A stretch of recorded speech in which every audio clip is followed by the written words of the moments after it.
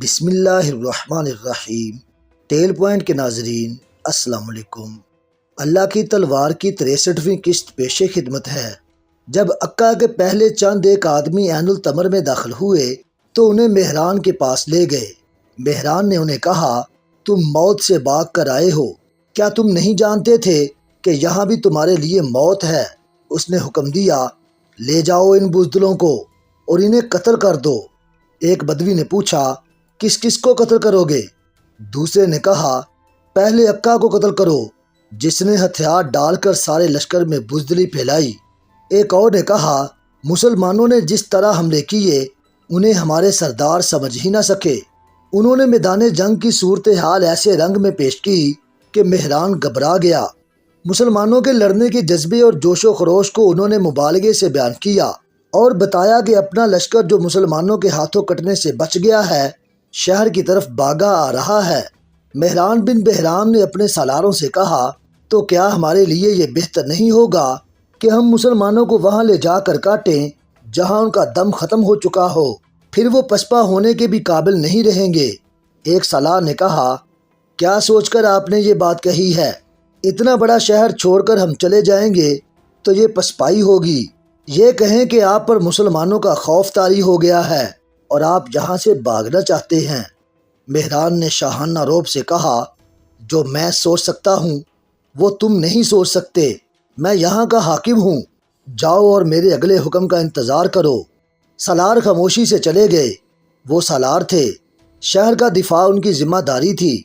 وہ مسلمانوں کو شہر پیش کرنے کی بجائے لڑ کر مرنا بہتر سمجھتے تھے۔ انہوں نے آپس میں طے کر لیا کہ وہ مہران کا یہ حکم نہیں مانیں گے، لیکن میدان جنگ سے بھاگ کر آنے والے بنی تغلب نمر اور ایاد کے آدمی ٹولیوں میں شہر کے دروازے میں داخل ہو رہے تھے۔ وہ 10 میل کی مسافت طے کر کے آئے تھے جو انہوں نے خوف اور بغدڑ کی کیفیت میں طے کی تھی۔ ان میں بعض زخمی تھے۔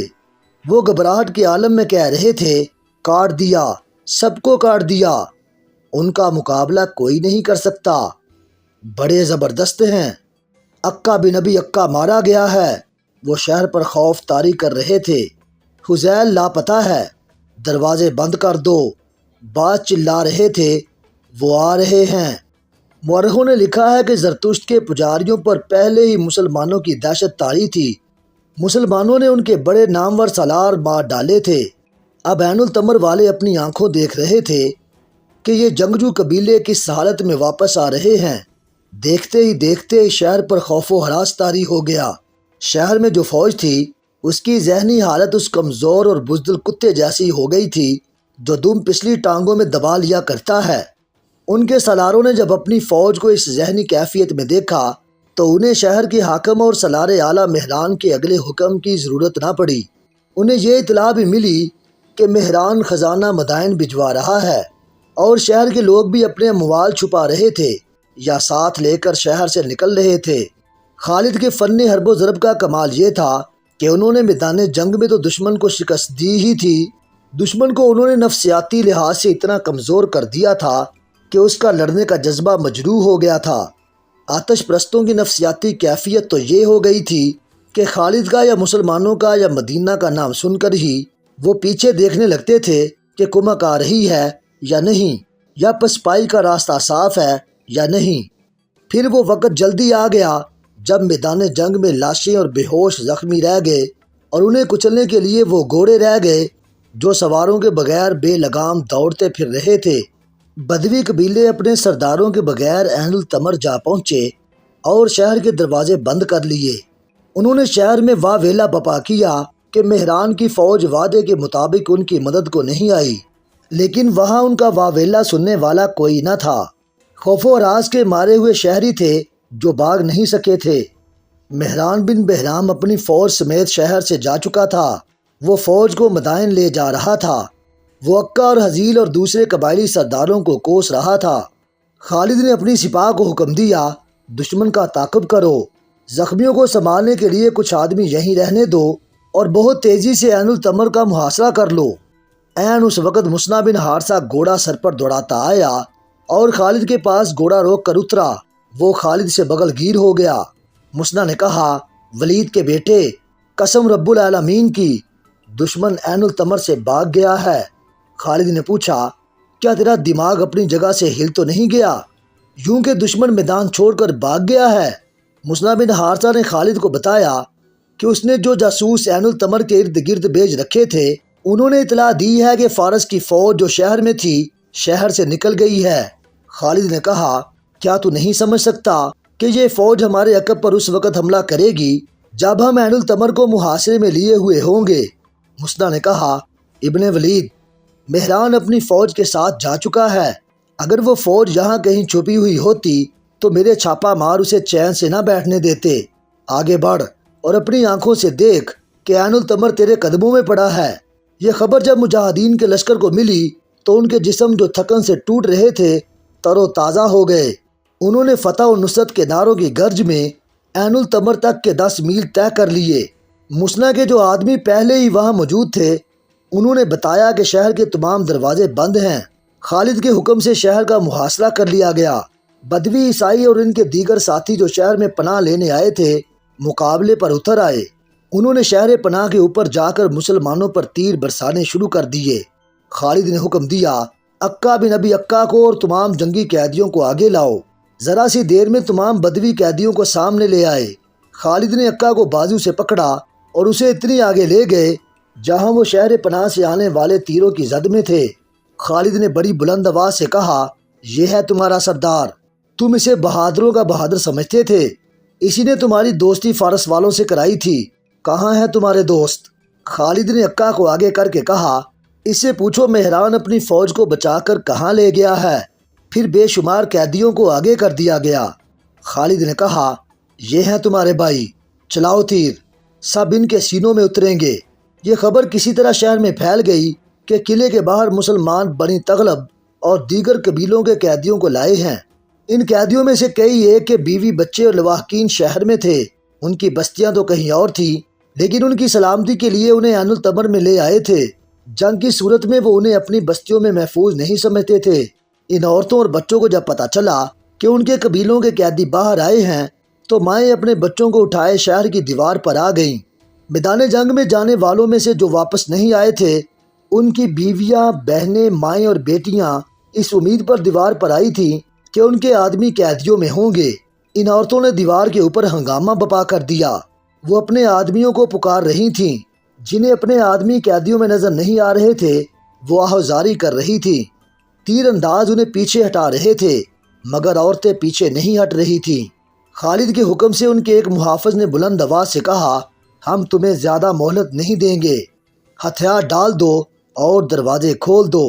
اگر ہمارے مقابلے میں تم ہار گئے اور دروازوں میں ہم خود داخل ہوئے تو تم سب کا انجام بہت برا ہوگا۔ دیوار کے اوپر سے آواز آئی ہم اپنی 2-3 شرطوں پر دروازہ کھولنے پر آمادہ ہیں۔ خالد کی طرف سے جواب گیا تمہاری کوئی شرط نہیں مانی جائے گی، ہتھیار ڈال دو، دروازے کھول دو، تمہاری سلامتی اسی میں ہے۔ بنی تغلب اور ان کے اتحادی قبیلے جانتے تھے کہ ان کی سلامتی اسی میں ہے کہ ہتھیار ڈال دیں اور مسلمانوں سے رحم کی درخواست کریں۔ چنانچہ انہوں نے دروازے کھول دیے اور مسلمان شہر میں داخل ہوئے۔ اس وقت کی تحریروں سے پتہ چلتا ہے کہ مسلمانوں نے کسی شہری کو پریشان نہیں کیا، البتہ مسلمانوں کے خلاف جو بدوی لڑے تھے ان سب کو قیدی بنا لیا گیا۔ یہ ان قیدیوں کے لواحقین پر منحصر تھا کہ وہ خالد کا مقرر کیا ہوا فدیہ ادا کر کے اپنے قیدیوں کو رہا کرا لیں۔ تمام شہر کی تلاشی لی گئی۔ شہر میں ایک عبادت گاہ یا درسگاہ تھی جس میں پادری بننے کی تعلیم دی جاتی تھی۔ اس وقت 40 نو عمر لڑکے زیر تعلیم تھے، ان سب کو پکڑ لیا گیا۔ ان میں سے اکثر نے بعد میں اسلام قبول کر لیا تھا اور ان میں سے ایک کو تاریخ اسلام کی ایک نامور شخصیت کا باپ ہونے کا شرف حاصل ہوا تھا۔ اس لڑکے کا نام نصیر تھا۔ اس نے اسلام قبول کیا اور ایک مسلمان عورت کے ساتھ شادی کی جس نے موسیٰ بن نصیر کو جنم دیا۔ یہ موسیٰ بن نصیر شمالی افریقہ کے امیر مقرر ہوئے۔ انہوں نے ہی طارق بن زیاد کو اندلس فتح کرنے کو بھیجا تھا۔ 2-3 متعصب مورخوں نے لکھا ہے کہ خالد نے بنی تغلب، نمر اور ایاد کے ان تمام آدمیوں کو قتل کر دیا جو ان کے خلاف لڑے تھے۔ یہ ایک مفروضہ ہے جو خالد کو بدنام کرنے کے لیے گھڑا گیا تھا۔ مورخوں کی اکثریت نے ایسے قتل عام کا ہلکا سا اشارہ بھی نہیں دیا۔ محمد حسین ہیکل نے متعدد تاریخوں کے حوالے سے لکھا ہے کہ عکا بن ابی عکا کو کھلے میدان میں لا کر خالد نے اپنا عہد پورا کرتے ہوئے اس کا سر تن سے کاٹ ڈالا۔ خالد نے اعلان کیا تھا کہ بدوی غیر مشروط طور پر ہتھیار ڈال دیں تو وہ بڑے برے انجام سے محفوظ رہیں گے۔ دشمن نے مسلمانوں کی شرائط پر ہتھیار ڈالے تھے، ان کے قتل عام کا سوال ہی پیدا نہیں ہوتا تھا۔ عین التمر کی فتح کے بعد خالد نے پہلا کام یہ کیا کہ انبار اور عین التمر کا مال غنیمت اکٹھا کر کے مجاہدین میں تقسیم کیا اور خلافت کا حصہ الگ کر کے ولید بن عقبہ کے سپرد کیا کہ وہ مدینہ امیر المومنین کو پیش کریں۔ انہوں نے امیر المومنین کے لیے ایک پیغام بھی بھیجا۔ ولید بن عقبہ نے مدینہ پہنچ کر امیر المومنین ابو بکر کو انبار اور عین التمر کی لڑائی اور فتح کی تفصیل سنائی، مال غنیمت پیش کیا، پھر خالد کا پیغام دیا۔ پہلے بتایا جا چکا ہے کہ خلیفۃ المسلمین ابو بکر نے خالد کے لیے حکم بھیجا تھا کہ وہ ایاز بن غنم کے انتظار میں ہیرا میں رکے رہیں۔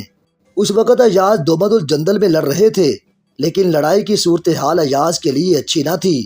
خالد نے خلافت کے حکم کو نظر انداز کر دیا اور ہیرا سے کوچ کر کے انبار کو محاصرے میں لیا، فتح پائی، پھر عین التمر کا مال کا لڑا اور کامیابی حاصل کی۔ خالد نے اپنے پیغام میں کہا تھا کہ وہ ہیرا میں بیٹھے رہتے تو فارس والوں کو اپنی شکستوں سے سنبھلنے کا اور جوابی حملے کی تیاری کا موقع مل جاتا۔ خالد کی کوشش یہ تھی کہ دشمن کو کہیں بھی قدم جمانے کا اور جوابی کارروائی کرنے کا وقت نہ مل سکے۔ انہوں نے آتش پرستوں کی فوج کو نفسیاتی لحاظ سے کمزور کر دیا۔ خالد نے امیر المومنین کی حکم عدولی تو کی تھی، لیکن عملاً ثابت کر دیا کہ یہ حکم عدولی کتنی ضروری تھی۔ ایاز بن غنم ابھی تک دومد الجندل میں پھنسے ہوئے تھے اور ان کی کامیابی کی توقع بہت کم تھی۔ خلیفہ ابو بکر نے ولید بن عقبہ سے کہا، خالد نے جو مناسب سمجھا وہ کیا، اس نے جو سوچا تھا وہی ہوا۔ ایاز کی طرف سے جو اطلاعیں آ رہی ہیں وہ امید افزا نہیں۔ دومد الجندل میں ہمارا قبضہ بہت ضروری تھا، لیکن اب مجھے ایاز کے متعلق تشویش ہونے لگی ہے۔ ابن عقبہ، تم عین التمر واپس نہ جاؤ، دومد الجندل چلے جاؤ اور وہاں کی صورتحال دیکھ کر خالد کے پاس جاؤ اور اسے کہو کہ ایاز کی مدد کو پہنچے۔ ولید بن عقبہ روانہ ہو گئے۔ ایاز بن غنم خود بھی پریشان تھے۔ ان کے ساتھ جو سالار تھے وہ انہیں کہہ رہے تھے کہ اس صورتحال سے نکلنے کے لیے مدد کی ضرورت ہے، ورنہ شکست کا خطرہ صاف نظر آ رہا تھا۔ آخر ایاز بن غنم نے خالد کو ایک تحریری پیغام بھیجا جس میں انہوں نے اپنی مخدوش صورتحال اور اپنی ضرورت لکھی۔ ولید بن عقبہ بھی ایاز کے پاس پہنچ گئے۔ ان کا جلدی پہنچنا آسان نہ تھا۔ مدینہ سے دومد الجندل کا فاصلہ 300 میل سے کچھ کم تھا اور زیادہ تر علاقہ صحرائی تھا۔ پہنچنا جلدی تھا۔ ولید جب ایاز کے پاس پہنچے تو وہ جیسے ہوش و حواس میں نہیں تھے۔ انہوں نے آرام کی نہ سوچی، ایاز کی صورتحال دیکھی۔ ایاز بن غنم نے ولید بن عقبہ سے کہا، میں نے خالد کو مدد کے لیے کل ہی پیغام بھیجا ہے، معلوم نہیں وہ خود کس حال میں ہے، لیکن میرے لیے اور کوئی چارہ کار نہیں، تم دیکھ رہے ہو۔ ولید نے کہا، الحمدللہ۔ خالد نے آتش پرستوں کی شہنشاہی اور ان کی جنگی طاقت کو جڑوں سے اکھاڑ پھینکا ہے۔ امیر المومنین نے مجھے تمہارے پاس بھیجا ہے کہ تمہاری ضرورت کا جائزہ لے کر انہیں بتاؤں، لیکن تمہیں فوری مدد کی ضرورت ہے۔ میں مدینہ جانے کی بجائے عین التمر چلا جاتا ہوں، خالد تمہاری مدد کو آئے گا۔ یہ اس دور کی فرض شناسی اور جذبہ تھا جس میں خوشامد، دکھاوے اور کام چوری کا ذرا سا بھی عمل دخل نہ تھا۔ ولید بن عقبہ نے یہ نہ سوچا کہ وہ واپس مدینہ جائیں اور خلیفہ کے حکم کے مطابق انہیں اپنی کارگزاری بڑھا چڑھا کر سنائیں اور ساتھ یہ کہیں کہ حضور، ایاز تو بڑا نالائق سالار ہے، اگر اس کی جگہ میں ہوتا تو یوں کرتا۔ مگر ولید نے دیکھا کہ صورتحال مخدوش ہے تو وہ اپنے حاکم خود بن گئے اور مدینہ کی بجائے عین التمر کو گھوڑا دوڑا دیا۔ ان کے سامنے پورے 300 میل صحرائی مسافت تھی۔ عراق اور شام کے صحرا اسی علاقے میں ملتے اور مسافروں کے لیے جان کا خطرہ بن جاتے تھے۔ ولید نے اپنے گھوڑے پر اپنے آپ پر، اپنے 4 محافظوں اور ان کے گھوڑوں پر یہ ظلم کیا کہ کم سے کم آرام کے لیے کہیں رکے۔ وہ موسم گرمی کے عروج کا تھا، مہینہ اگست 633 عیسوی کا تھا۔ دومد الجندل بہت بڑا تجارتی شہر تھا۔ دور دراز ممالک کے تاجر یہاں آیا کرتے تھے۔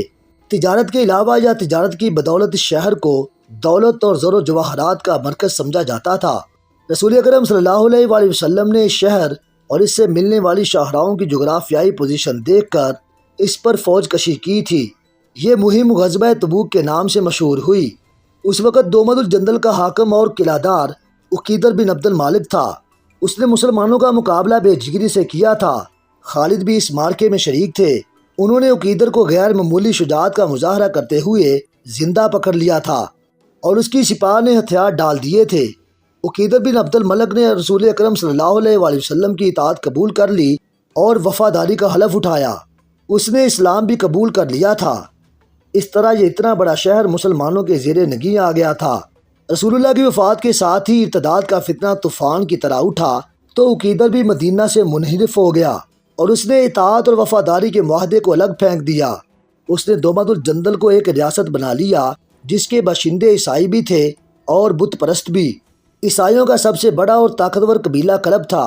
امیر المومنین ابو بکر رضی اللہ تعالیٰ عنہ نے عقیدر بن عبد الملک کی سرکوبی کے لیے اور اسے اپنی اطاعت میں لانے کے لیے ایاز بن غنم کو ایک لشکر دے کر بھیجا تھا۔ وہاں جا کر ایاز نے دیکھا کہ ان کا لشکر تو بہت تھوڑا ہے اور دشمن کئی گنا طاقتور ہے، لیکن مدینہ سے تقریباً 300 میل دور آ کر واپس چل پڑنا تو مناسب نہ تھا۔ دومد الجندل کی دیوار اونچی اور مضبوط تھی، پورا شہر بڑا مضبوط قلعہ تھا۔ ایاز نے شہر کا محاصرہ کیا جو مکمل نہ تھا۔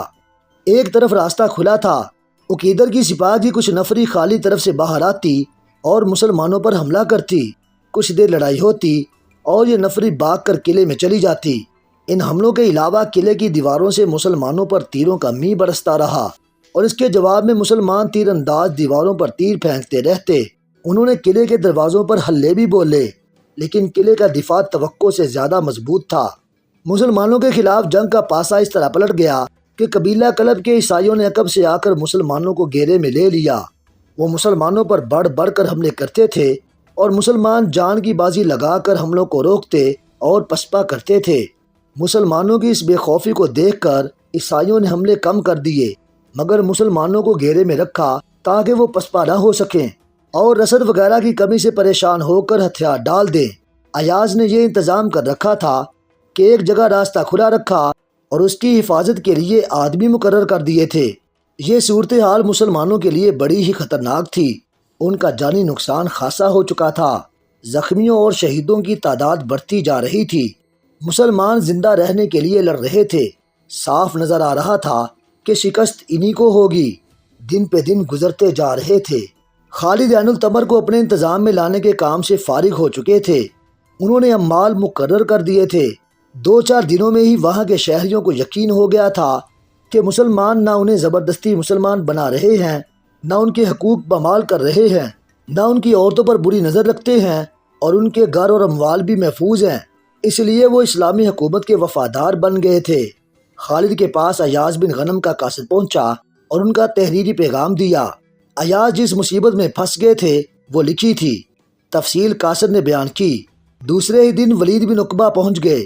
انہوں نے خالد سے کہا کہ ایک گھڑی جو گزرتی ہے وہ ایاز اور اس کے مجاہدین کو شکست اور موت کے قریب دھکیل جاتی ہے۔